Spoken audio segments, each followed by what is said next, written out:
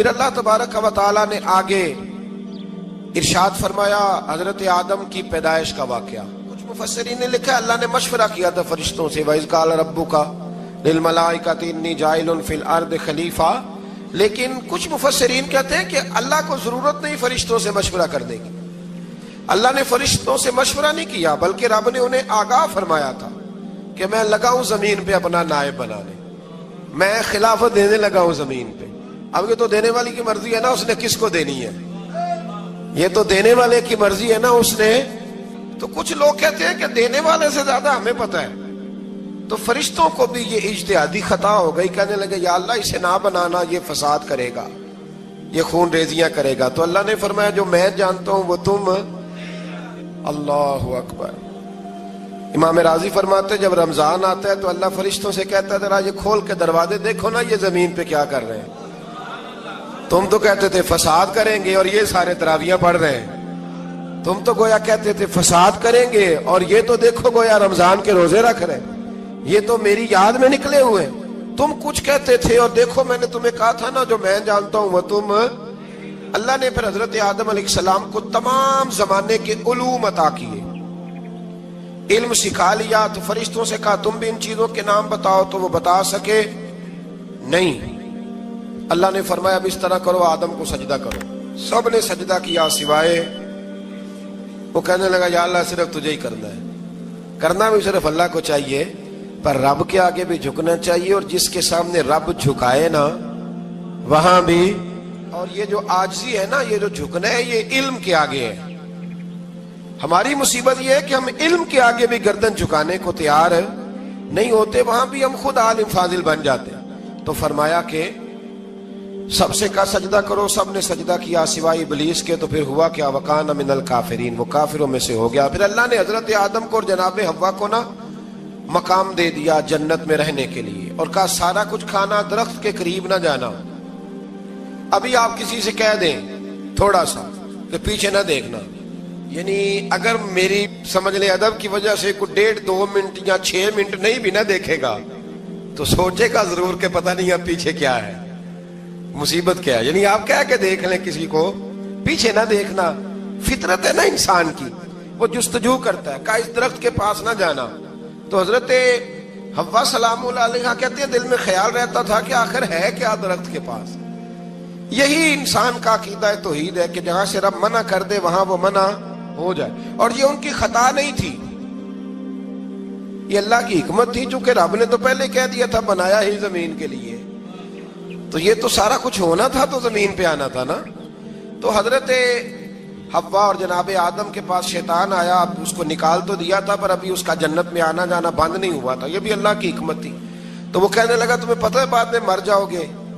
تو حضرت حوا کہنے لگی کیا موت بھی آئے گی؟ کہاں، اس کی تکلیف بھی بڑی ہوگی، تو پھر بچیں گے کیسے؟ تو کہنے لگے پھل کھا لو اس درخت کا. تو بچنے کے لیے پھل کھایا تھا. جس طرح لوگ آج بہت سارے کام بچنے کے لیے کرتے ہیں پر بچ سکتے، بچنے کے لیے پھل کھایا. تو اللہ نے فرمایا زمین پہ چلے جاؤ. تو حضرت آدم زمین پہ آئے، پھر کئی 100 سال روتے رہے. فَتَلَقَّى آدَمُ مِن رَبِّهِ کَلِمَاتٍ، تو پھر اللہ نے خود ہی جناب آدم کو کچھ کلمے سکھائے. علامہ اسماعیل حقی فرماتے ہیں وہ کلمے یہ تھے کہ حضرت آدم نے میرے نبی کا وسیلہ پیش کیا، اللہ کریم نے جناب آدم کی دعا کو مقبول فرما لیا. پھر آگے بنی اسرائیل کا ذکر آ جاتا ہے. اللہ تعالیٰ نے بنی اسرائیل، آج آپ اسی قوم کو یہودی کہتے ہیں، ان کو اللہ نے اس زمانے میں فضیلت عطا کی تھی بہت زیادہ. تو عرب کے اندر جب نبی پاک علیہ السلام نے اعلان نبوت کیا تو کچھ لوگوں نے یہ کہہ دیا کہ اگر یہ یہودی کلمہ پڑھ لیں گے تو ہم بھی پڑھ لیں گے. تو پھر اللہ نے انہیں یاد کرایا کہ تم اصل میں کیا ہو، تمہیں کلمہ پڑھنا چاہیے. تو اہل یہود کا تذکرہ کرتے کرتے رب کریم نے ایک بات یہ بھی ارشاد فرمائی کہ تم لوگوں کو تو کہتے رہے ہو کہ وہ نبی آنے والے ہیں، وہ نبی آنے والے ہیں، اور جب آ گئے ہیں تو ماننے کو تیار نہیں ہو. تو فرمایا تأمرون الناس بالبر وتنسون انفسکم وانتم تتلون الکتاب، لوگوں کو بھلائی کا حکم دیتے ہو اور اپنے آپ کو بھول جاتے ہو. افلا تعقلون، تمہیں عقل نہیں؟ پھر اللہ نے انہیں یہ بھی یاد کرایا کہ یاد کرو وہ زمانہ کہ جب فرعون نے خواب دیکھ لیا تھا کہ کوئی بچہ اس کی سلطنت کو تباہ کرے گا تو پھر اس نے تمہارے بچوں کو ذبح کرانا شروع کیا اور تمہاری بیٹیوں کو چھوڑتا تھا. فرمایا یہ بھی تو تم نے دیکھا, میں نے تمہیں پھر تم سے کہا جہاد کرو قوم عمالقہ کے خلاف, تو مقام طیہ میں جا کے یہ لوگ کہنے لگے ہم سے جہاد نہیں ہوتا. اللہ نے انہیں ایک میدان میں قید کر دیا. بڑی دلچسپ بات, قید تو لوگ ہوتے ہیں نا چار دیواری میں, تو اللہ نے بنی اسرائیل والوں کو جب انہوں نے کہا ہم جہاد نہیں کریں گے تو اللہ نے میدان میں قید کر دیا. میدان میں, یہ یاد رکھیں, جب انسان اللہ کی نافرمانی کرتا ہے تو اسے ایسی قید ملتی ہے جس کا اس نے تصور بھی نہیں کیا ہوتا. ایک میدان ہے مقام طیہ, قید ہو گئے, سارا دن سفر کرتے تھے, سارا دن, تو رات کو تھک کے سوتے تھے, صبح اٹھتے تھے نا جب, تو وہیں ہوتے تھے جہاں کل صبح چلے تھے. تو رب جب کسی کو قیدی بناتا ہے تو اسے زنجیروں کی سلاخوں کی ضرورت, دعا فرمائے اللہ تبارک و تعالی غموں سے نجات عطا فرمائے. یہ دعا فرمائے, ایسی قید دیتا ہے کہ جس سے پھر چھٹکارا ہو سکتا. تو بنی اسرائیل کا بہت زیادہ تذکرہ اس بارے میں اللہ تبارک و تعالی نے پھر بیان کیا, اور پھر کہا کہ انہیں جو حکم دیا جاتا تھا یہ اس کی سرتابی کرتے تھے. پھر اللہ نے ان پر ذلت نازل کر دی اور یہ ہمیشہ اس کا شکار رہے. قوم سبت کا ذکر فرمایا اللہ نے, ہفتے والے دن کچھ لوگ نافرمانی کرتے تھے. ہمارے بھی ہیلے بہانے ہیں نا آج کل کاروبار میں. تو اسی سپارے کی آیت نمبر 65 کے اندر اللہ تعالیٰ نے حضرت داؤد کی قوم کا ذکر کیا کہ اللہ نے انہیں حکم دیا تھا کہ ہفتے والے دن مچھلیاں نہیں پکڑنی.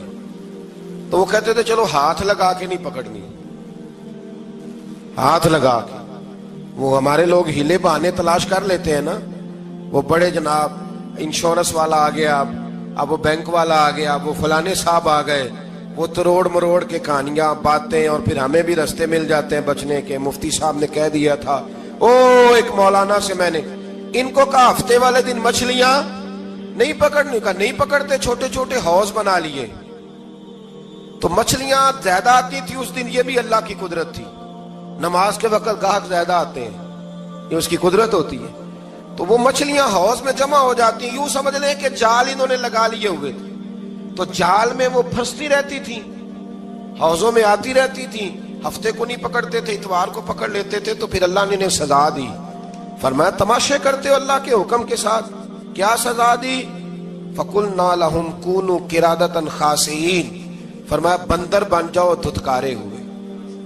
جو رزق حرام طریقے سے کماتے تھے رب انہیں بندر بنا دیتا تھا. ابھی بھی میں نے دیکھے ہیں بڑے بڑے تاجر پاگلوں جیسی زندگی گزار رہے ہیں. نفسیاتی طور پہ سکون نہیں ہے, کروڑوں روپیہ پڑا ہے. کیوں؟ اس لیے کہ رب کے بتائے ہوئے طریقے کے مطابق تجارت نہیں کرتے. آگے ایک اور دلچسپ بات آ گئی. بنی اسرائیل کے اندر نا ایک شخص نے اپنے چچا کو قتل کر دیا جائیداد کے لیے. یہ دیکھیں کب سے لوگ جائیداد کے لیے قتل کرتے آ رہے ہیں. چچا کو قتل کر دیا, اور قتل کر کے حضرت موسیٰ علیہ السلام کے پاس آئے کہ میرے چچا کو کسی نے قتل کر دیا ہے, تو بتائیں کیا کرنا ہے. تو آپ نے فرمایا کہ گائے ذبح کرو, اور اس کا ایک ٹکڑا مقتول کو مارو, مرنے والے کو. وہ خود اٹھ کے بتا دے گا مجھے کس نے قتل کیا ہے. اب ارادہ نہیں تھا گائے ذبح کرنے کا, تو بہانے کرنے لگے. ارادہ نہیں نہ ہوتا تو پھر کیا ہوتے ہیں, کہنے لگے گائے کس طرح کی ہو, بوڑھی ہو کہ بچی ہو, رنگ کیسا ہو, جوان ہو کہ چھوٹی ہو, حال میں ایک دفعہ چلنا سیکھ گئی ہو یا ابھی نہ سیکھی ہو. تو بتاتے گئے تو رب بھی شرطیں بیان کرتا گیا.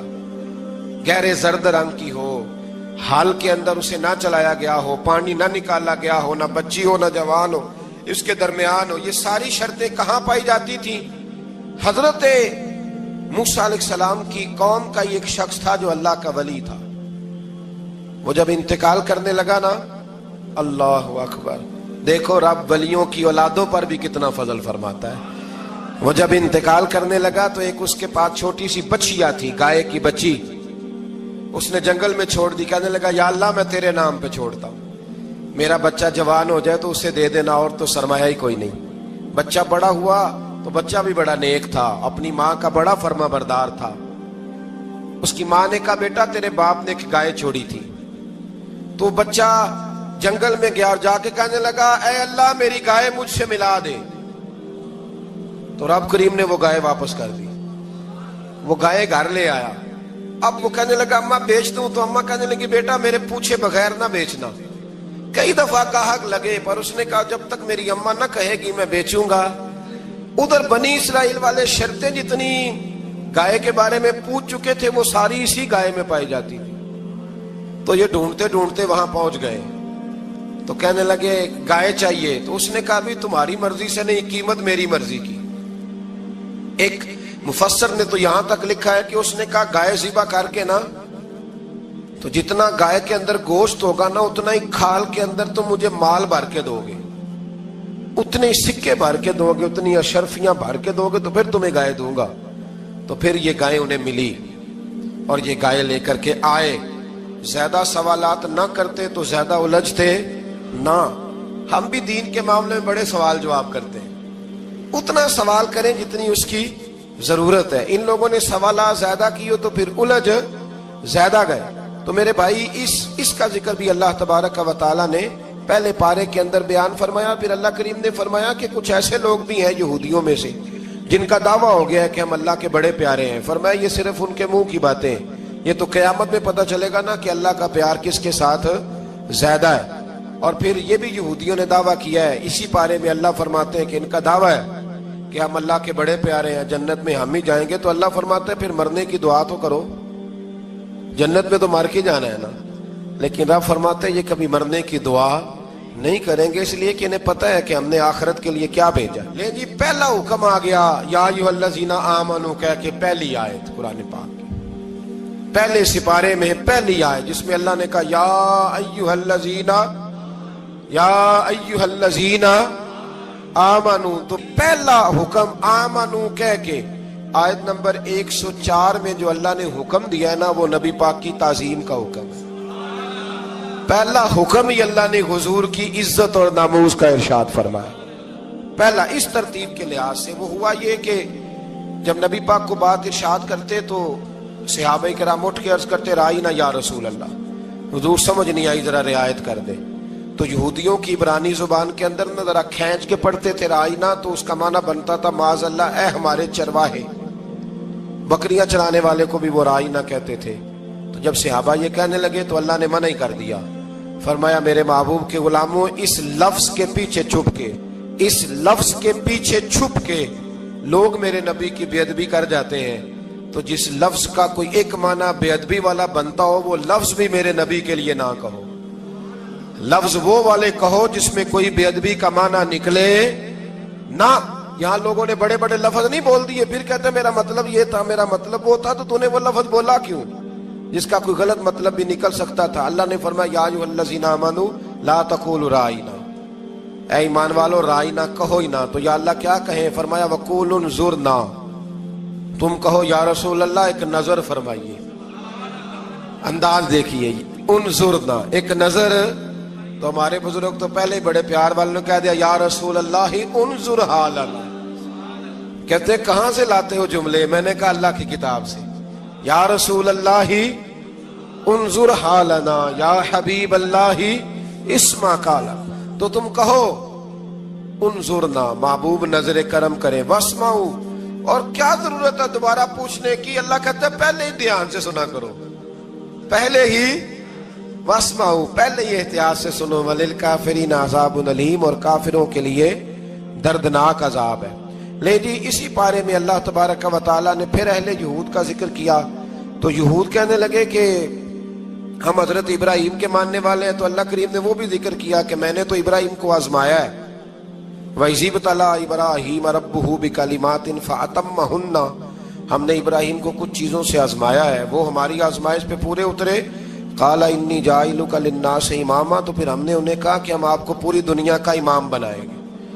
وہ آزمائش کیا تھی؟ آگ میں جانا بھی آزمائش، بیٹے کا نہ ہونا بھی آزمائش، بیٹا ہوا تو پھر اسے وادی غیر ذی زرع ان میں چھوڑ کے آنا بھی آزمائش، بڑا ہوا تو پھر ذبح کرنا بھی آزمائش۔ فرمایا جہاں جہاں آزمایا ہے نا ابراہیم ہماری آزمائش میں پورے اترے۔ فرمایا تو مفت میں حضرت ابراہیم کی اولاد بنتے ہو اور ان کا نام لیتے ہو اور ان کے ساتھ اپنا تعلق بناتے ہو، دیکھو تو صحیح وہ کتنی آزمائشوں سے گزرے۔ تو اس کا بھی اللہ نے اسی میں ذکر فرمایا۔ اور پھر وہ بات کرتے تھے حضرت याकूब की और हजरत इसहाक की, तो फरमाया वो तो हमारे इतने खास बंदे थे कि विसाल के वक्त भी उन्होंने अपनी औलादों को नसीहत फरमाई थी कि अल्लाह की तौहीद पे कायम रहना। उसका जिक्र भी अल्लाह ने इसी पारे में बयान फरमाया।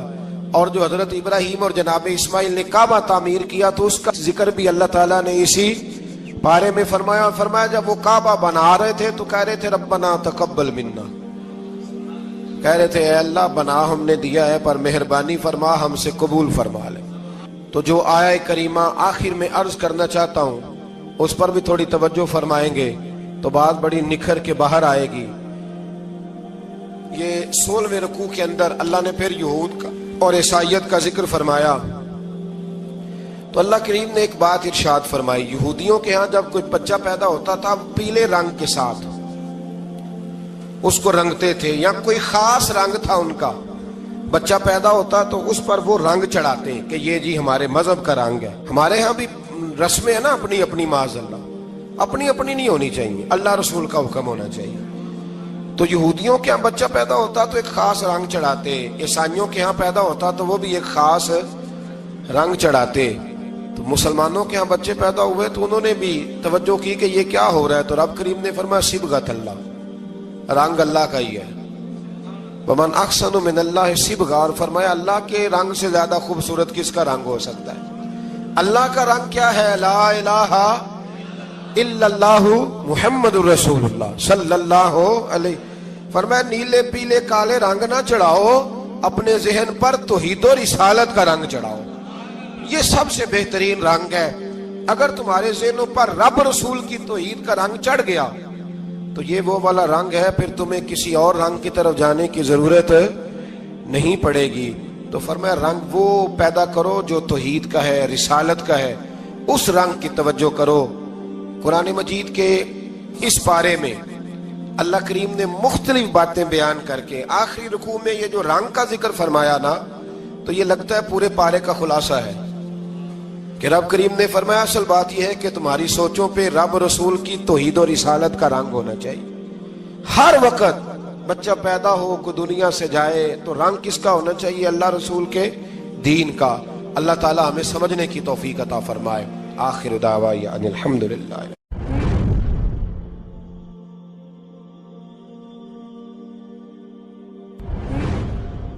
अल्लाह ताला ने इंसान को याद कराया है कि तूने इबादत अपने रब की करनी है। और फरमाया रब तुम्हारा वो है जिसने तुम्हारे लिए जमीन को फर्श बनाया है, आसमान को छत बनाया है, और आसमान से पानी बरसा के तो जमीन से फल उगाए हैं, रिज़्क़ल लकुम, वो भी तेरे खाने के लिए उगाए हैं।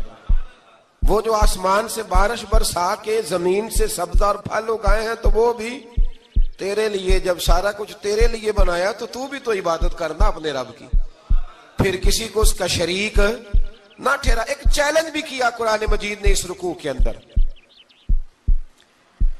कहा करते थे मक्के के लोग कि आप कुरान मजीद की आयतें नबी करीम अलैहिस्सलाम से कहा करते थे कि माज़अल्लाह आप खुद बनाते हैं, बना बना के लाते हैं। तो अल्लाह करीम ने फरमाया व इन कुंतुम फी रैबिम मिम्मा नज़्ज़लना अला अब्दिना फ़अतू बिसूरतिन मिन मिस्लिही, अगर तुम्हें शक हो ना इसमें जो हमने बंदा खास पे नाजिल किया है तो तुम भी इस जैसी एक सूरत बना के लाओ। पढ़े लिखे तो तुम भी हो ना, मक्के में तुम भी रहते हो, तो एक सूरत बना के लाओ।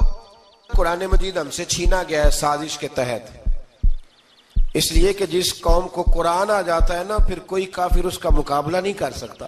देखे ना, अगर काफिरों के पास जवाब होता कुरान पाक का तो बदर और ओहद में ना कोई आयत बना के लाते, कुरान के मुकाबले की तलवारें लेके ना आते। उनके पास जवाब ही नहीं था। और कयामत तक किसी काफिर के पास कुरान मजीद का कोई जवाब, कुरान का कोई जवाब, कसम अल्लाह की जवाब कोई नहीं कुरान का, इसका कोई जवाब नहीं। क्या बात है कुरान पाक की। वो एक दफा मुसलमान कज़्ज़ाब बेईमान कहने लगा मैंने बना लिया है कुरान पाक का जवाब। माज़अल्लाह, जवाब क्या बनाया? वो सूरत है ना अलकारिया तुम अलकारिया वमा अदराका मलकारिया, खड़खड़ाने वाली क्या है, खड़खड़ाने वाली तुम्हें क्या पता क्या है खड़खड़ी, क़यामत का जिक्र है। कहने लगा मैंने इस जैसी सूरत बना लिया। तो क्या बनाया? अलफील मलफील वमा अदराका मलफील। कहने लगा हाथी, तुम्हें क्या पता क्या हाथी। تم کیا جانو کیا ہاتھی؟ تو پاس جو اس کے اپنے بیٹھے تھے نا چیلے، کہنے لگے چپ کر جا، سارے زمانے کو پتہ ہے ہاتھی کیا ہوتا ہے، تو پاگل ہے، اس کے 2 کان ہوتے ہیں، ایک سونڈ ہوتی ہے، 4 اس کے پیر ہوتے ہیں، بیوقوف آدمی قرآن کا مقابلہ کرنا ہے تو کچھ چج کے ساتھ کر، پاگلوں کی طرح مقابلہ کرے گا، جوتے کھائے گا بھی، ہمیں بھی پڑھوائے گا۔ تو قرآن مجید کا کوئی مقابلہ کر سکا؟ تو اس آیہ مبارکہ میں اللہ نے کافروں کو یہ کہا اگر مقابلہ نہیں کر سکتے تو پھر اللہ سے ڈرو، ورنہ دوزخ میں ڈالے جاؤ گے، وہ جس کا ایندھن آدمی اور پتھر ہے، اور بنائی بھی کافروں کے لیے گئی ہے۔ اعدت للکافرین، جہنم کس کے لیے بنائی گئی ہے؟ کافروں اور منافقوں کے لیے۔ مسلمانوں کے لیے بنائی گئی، مسلمان مرضی سے چھلانگے لگائیں تو ان کی موج ہے، ورنہ ان کے لیے جہنم، ان کے لیے اللہ نے جنت بنائی ہے۔ اور یہ بات کرتے ہی رب کریم نے فرمایا اے محبوب علیہ الصلوۃ والسلام، مومنوں کو خوشخبری دے دیں کہ اللہ نے ان کے لیے جنت بنائی ہے، اس میں باغات ہیں، انہیں رزق دیا جائے گا کھانے کے لیے، اور اس میں انہیں پاکیزہ بیویاں دی جائیں گی، اور پھر وہ اس میں ہمیشہ رہیں گے، انہیں اس سے نکالا نہیں جائے گا۔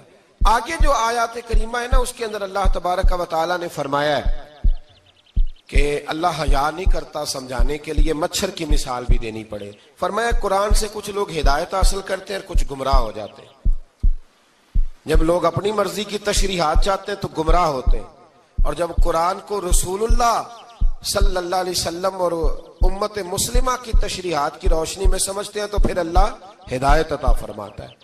پھر اللہ تبارک و تعالیٰ نے آگے ارشاد فرمایا حضرت آدم کی پیدائش کا واقعہ۔ کچھ مفسرین نے لکھا اللہ نے مشورہ کیا تھا فرشتوں سے، وَإِذْ قَالَ رَبُّكَ لِلْمَلَائِكَةِ إِنِّي جَاعِلٌ فِي الْأَرْضِ خَلِيفَةً، لیکن کچھ مفسرین کہتے ہیں کہ اللہ کو ضرورت نہیں فرشتوں سے مشورہ کرنے کی، اللہ نے فرشتوں سے مشورہ نہیں کیا، بلکہ رب نے انہیں آگاہ فرمایا تھا کہ میں لگا ہوں زمین پہ اپنا نائب بنانے، میں خلافت دینے لگا ہوں زمین پہ۔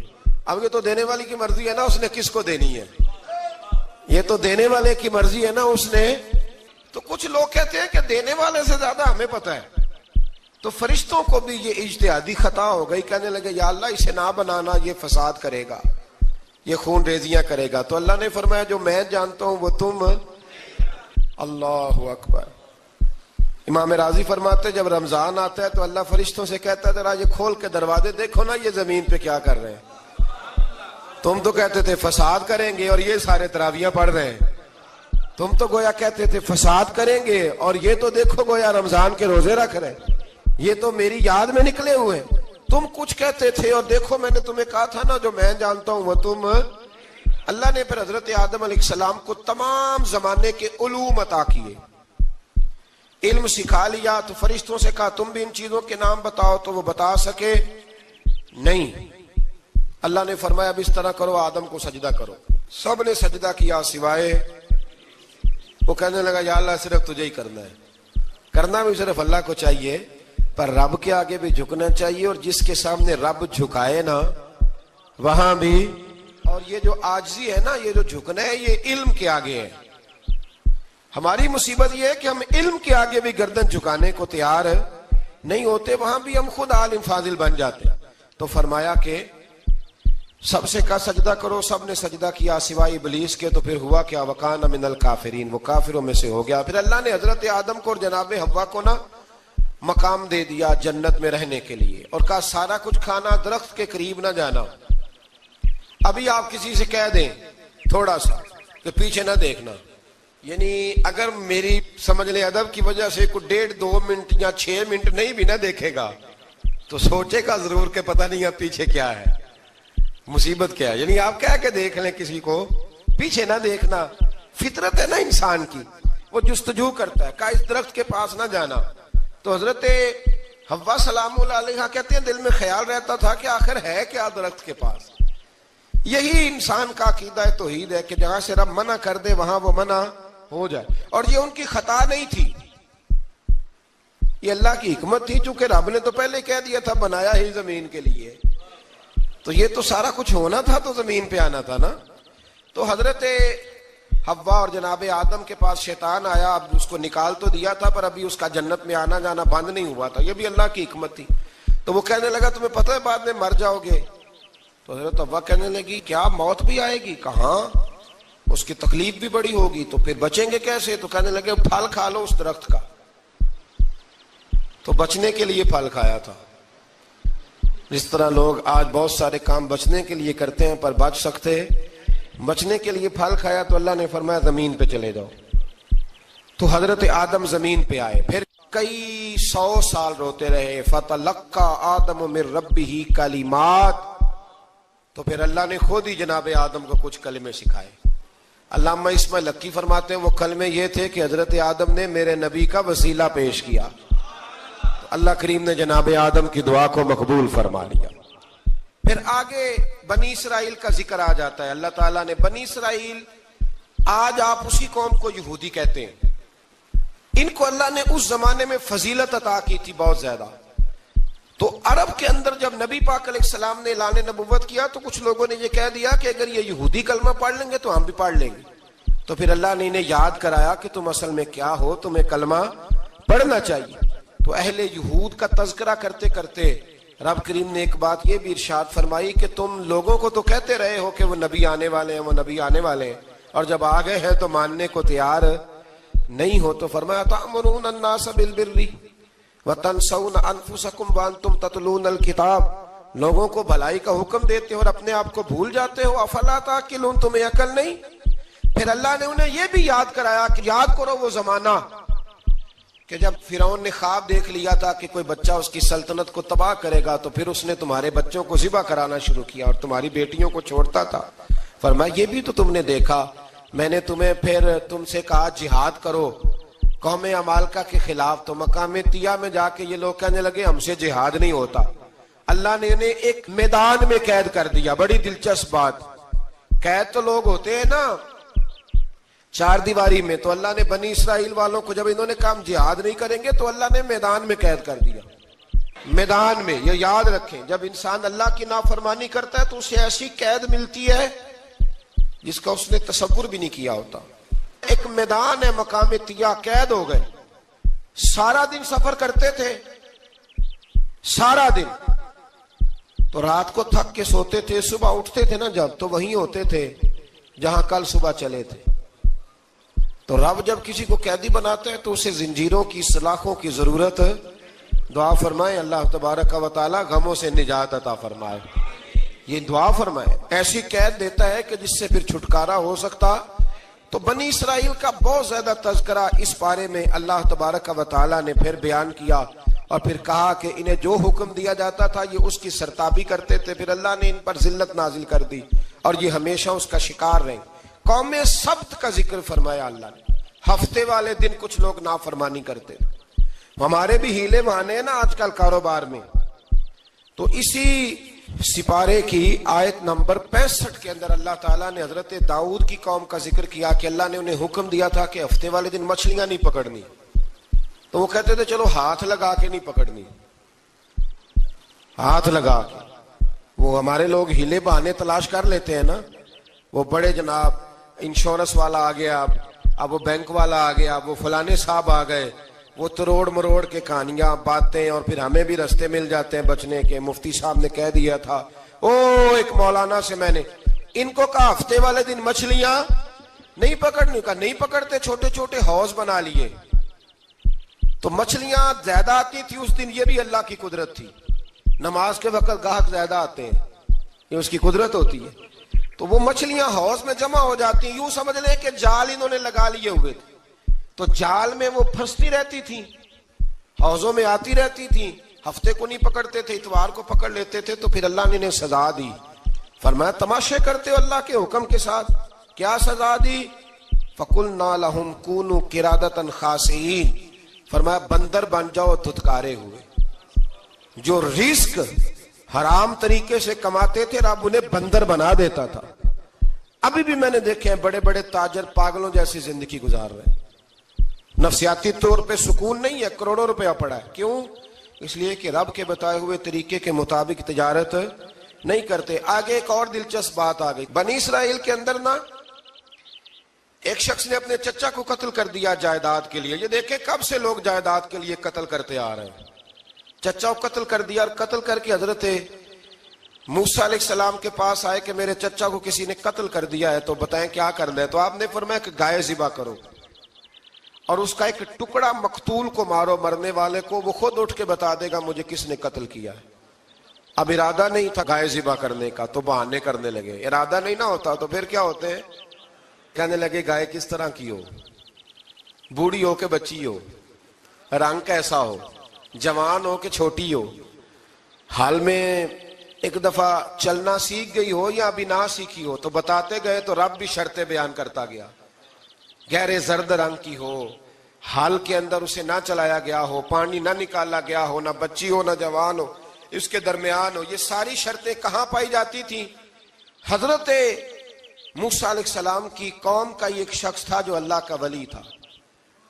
وہ جب انتقال کرنے لگا نا, اللہ اکبر, دیکھو رب ولیوں کی اولادوں پر بھی کتنا فضل فرماتا ہے. وہ جب انتقال کرنے لگا تو ایک اس کے پاس چھوٹی سی بچیا تھی, گائے کی بچی, اس نے جنگل میں چھوڑ دی. کہنے لگا یا اللہ میں تیرے نام پہ چھوڑتا ہوں, میرا بچہ جوان ہو جائے تو اسے دے دینا, اور تو سرمایہ ہی کوئی نہیں. بچہ بڑا ہوا تو بچہ بھی بڑا نیک تھا, اپنی ماں کا بڑا فرما بردار تھا. اس کی ماں نے کہا بیٹا تیرے باپ نے ایک گائے چھوڑی تھی. تو بچہ جنگل میں گیا اور جا کے کہنے لگا اے اللہ میری گائے مجھ سے ملا دے. تو رب کریم نے وہ گائے واپس کر دی. وہ گائے گھر لے آیا. اب وہ کہنے لگا اماں بیچ دوں, تو اماں کہنے لگی بیٹا میرے پوچھے بغیر نہ بیچنا. کئی دفعہ گاہک لگے پر اس نے کہا جب تک میری اماں نہ کہے گی میں بیچوں گا. ادھر بنی اسرائیل والے شرطیں جتنی گائے کے بارے میں پوچھ چکے تھے وہ ساری اسی گائے میں پائی جاتی تھی. تو یہ ڈھونڈتے ڈھونڈتے وہاں پہنچ گئے تو کہنے لگے گائے چاہیے. تو اس نے کہا بھی تمہاری مرضی سے نہیں, قیمت میری مرضی کی. ایک مفسر نے تو یہاں تک لکھا ہے کہ اس نے کہا گائے ذبح کر کے نا تو جتنا گائے کے اندر گوشت ہوگا نا اتنا ہی کھال کے اندر تو مجھے مال بھر کے دو گے, اتنے ہی سکے بھر کے دو گے, اتنی اشرفیاں بھر کے دو گے تو پھر تمہیں گائے دوں گا.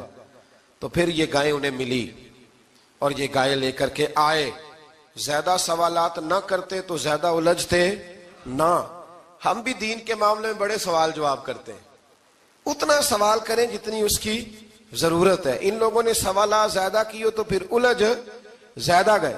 تو میرے بھائی اس کا ذکر بھی اللہ تبارک و تعالیٰ نے پہلے پارے کے اندر بیان فرمایا. پھر اللہ کریم نے فرمایا کہ کچھ ایسے لوگ بھی ہیں یہودیوں میں سے جن کا دعویٰ ہو گیا ہے کہ ہم اللہ کے بڑے پیارے ہیں. فرمایا یہ صرف ان کے منہ کی باتیں ہیں, یہ تو قیامت میں پتہ چلے گا نا کہ اللہ کا پیار کس کے ساتھ زیادہ ہے.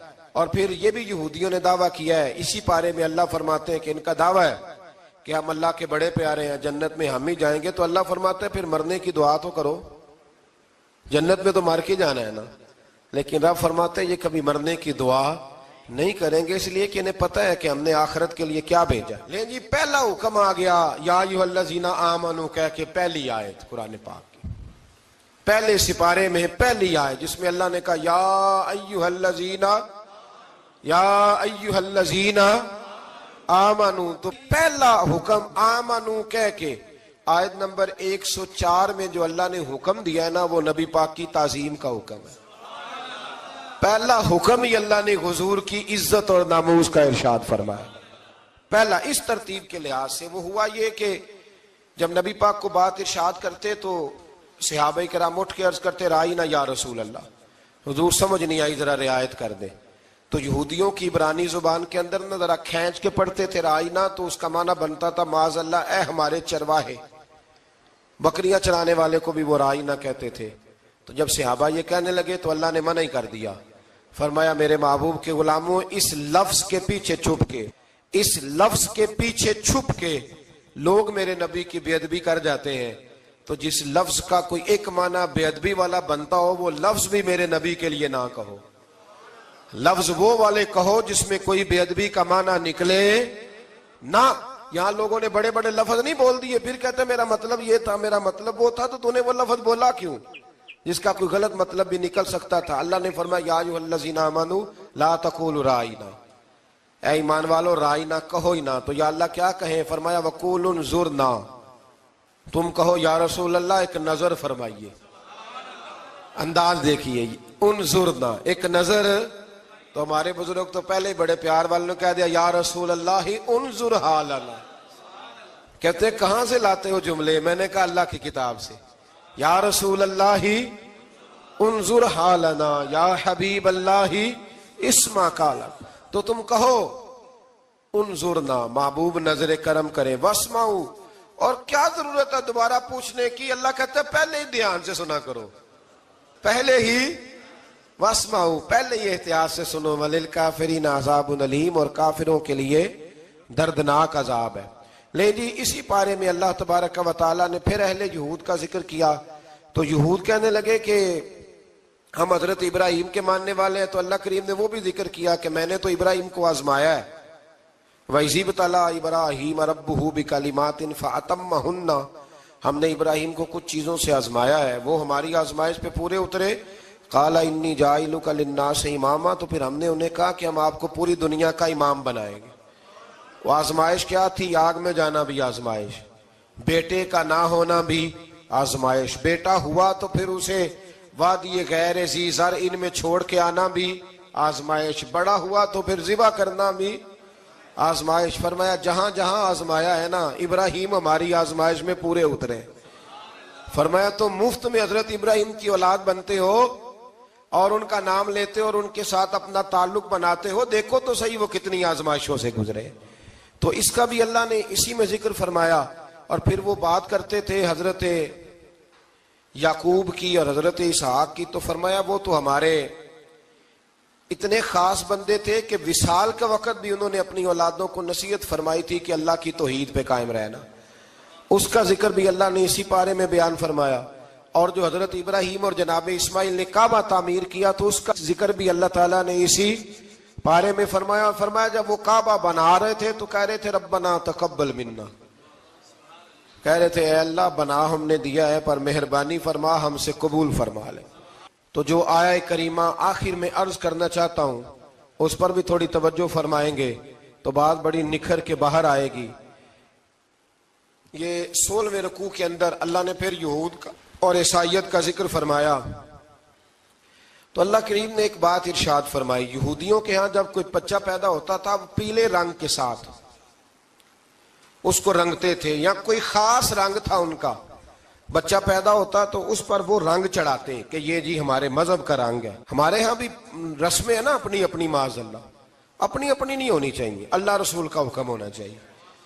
تو یہودیوں کے ہاں بچہ پیدا ہوتا تو ایک خاص رنگ چڑھاتے، عیسائیوں کے ہاں پیدا ہوتا تو وہ بھی ایک خاص رنگ چڑھاتے. تو مسلمانوں کے ہاں بچے پیدا ہوئے تو انہوں نے بھی توجہ کی کہ یہ کیا ہو رہا ہے. تو رب کریم نے فرمایا صبغۃ اللہ، رنگ اللہ کا ہی ہے. ومن احسن من اللہ صبغہ، اور فرمایا اللہ کے رنگ سے زیادہ خوبصورت کس کا رنگ ہو سکتا ہے؟ اللہ کا رنگ کیا ہے؟ لا الہ الا اللہ محمد الرسول اللہ صلی اللہ علیہ. فرمایا نیلے پیلے کالے رنگ نہ چڑھاؤ، اپنے ذہن پر توحید و رسالت کا رنگ چڑھاؤ. یہ سب سے بہترین رنگ ہے. اگر تمہارے ذہنوں پر رب رسول کی توحید کا رنگ چڑھ گیا تو یہ وہ والا رنگ ہے، پھر تمہیں کسی اور رنگ کی طرف جانے کی ضرورت نہیں پڑے گی. تو فرمایا رنگ وہ پیدا کرو جو توحید کا ہے، رسالت کا ہے، اس رنگ کی توجہ کرو. قرآن مجید کے اس پارے میں اللہ کریم نے مختلف باتیں بیان کر کے آخری رکوع میں یہ جو رنگ کا ذکر فرمایا نا، تو یہ لگتا ہے پورے پارے کا خلاصہ ہے کہ رب کریم نے فرمایا اصل بات یہ ہے کہ تمہاری سوچوں پہ رب رسول کی توحید و رسالت کا رنگ ہونا چاہیے. ہر وقت